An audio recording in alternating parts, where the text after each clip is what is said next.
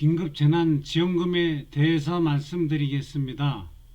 통합당은 지난 총선 때 긴급재난지원금을 전 국민에게 지원해야 한다고 주장했습니다. 민주당 역시 전 국민에게 지원해야 된다고 주장했습니다. 선거 끝나고 통합당은 입장을 바꿨습니다. 이제는 70%만 지원하는 게 맞겠다고 합니다. 선거 때 얘기 다르고 지금 얘기 다르고 앞뒤가 맞지 않습니다. 책임감도 전혀 없습니다.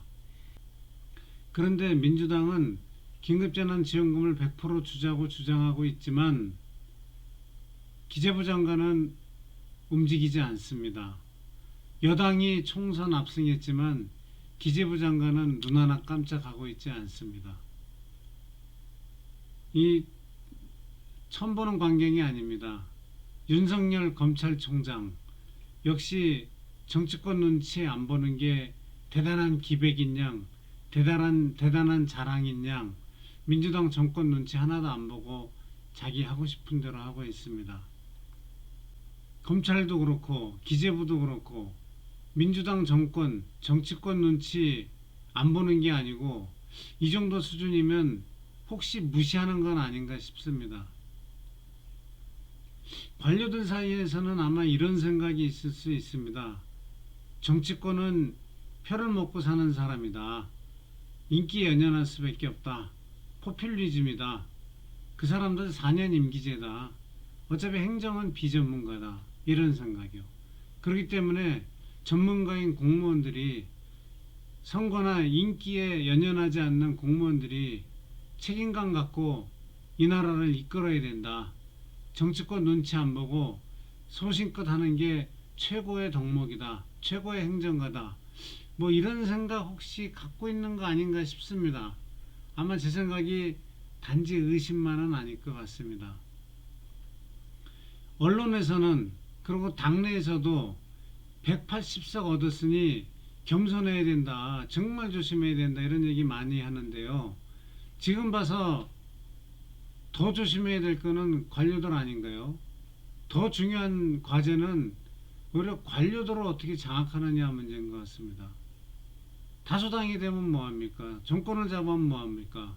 관료들이 움직이질 않는데, 관료들이 말을 듣질 않는데, 이 문제 해결 안 되면 권력을 잡던 정권에서, 정치에서, 선거에서 압도적 승리를 하든 아무 의미가 없죠. 이렇게 두드러지는 문제도 말을 안 듣고 자기 고집 부리는데 보이지 않는 문제는 또 얼마나 정치권을 뭉개고 넘어갔겠습니까? 사이버사의 정보사죠. 사이버사의 군무원을 뽑을 때 과거에 댓글 달았던 사람들 그대로 다 뽑는 것. 보이지 않는 데서 자기네들 하고 싶은 대로 다 하고 있는 것의 한 증표는 아닐까요? 여태까지 정권들 사실 별로 관료를 정확하게 통제하지 못했습니다. 이미 관료는 엄청나게 성장했습니다.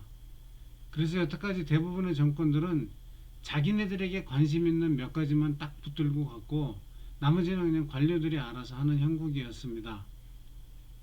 정확하게 보다 더 냉정하게 얘기하면 실제로는 별로 하는 일 없고 시간만 보내다가 4년 임기, 5년 임기 마쳤습니다. 이번에는 달라야 됩니다. 민주당 정권은 달라야 됩니다. 관료들에게 정치권은 행정을 잘 모르는 존재, 대충 무시해도 되는 존재가 아니라는 걸 확실하게 각인시켰으면 좋겠습니다.